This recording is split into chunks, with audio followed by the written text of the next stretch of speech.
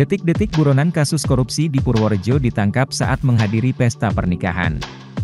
Dia adalah mantan Direktur Utama, Dirut, Perusahaan Daerah Aneka Usaha, PDAU, Kabupaten Purworejo, Didik Prasetya Adi. Ia ditangkap oleh Kejaksaan Negeri, Kejari, Purworejo setelah sempat buron selama 2 bulan setelah divonis bersalah atas penyelewengan anggaran PDAU Kabupaten Purworejo.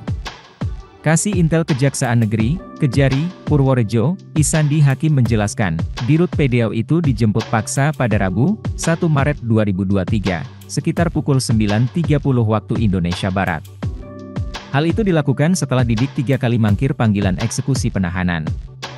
Didik pun tidak mengetahui bahwa tim dari tabur Kejari akan menjemputnya. Didik yang sudah menjadi terpidana ini dijemput tanpa perlawanan. Didik ditetapkan sebagai buronan kasus tindak pidana korupsi penyalahgunaan keuangan Perumda Aneka Usaha, PDAU, Kabupaten Purworejo. Didik Prasetya Adi melanggar Pasal 3 Jo Pasal 18 Undang-Undang RI Nomor 31 Tahun 1999 sebagaimana diubah dengan Undang-Undang RI Nomor 20 Tahun 2001 tentang perubahan Undang-Undang Nomor 31 Tahun 1999 tentang pemberantasan tindak pidana korupsi. Menurutnya, sejak putusan Pengadilan Tipikor Semarang turun, Kejari Purworejo sudah 3 kali melayangkan surat pemanggilan eksekusi kepada Didik. Namun, pada pemanggilan pertama Didik tidak hadir dengan alasan sakit.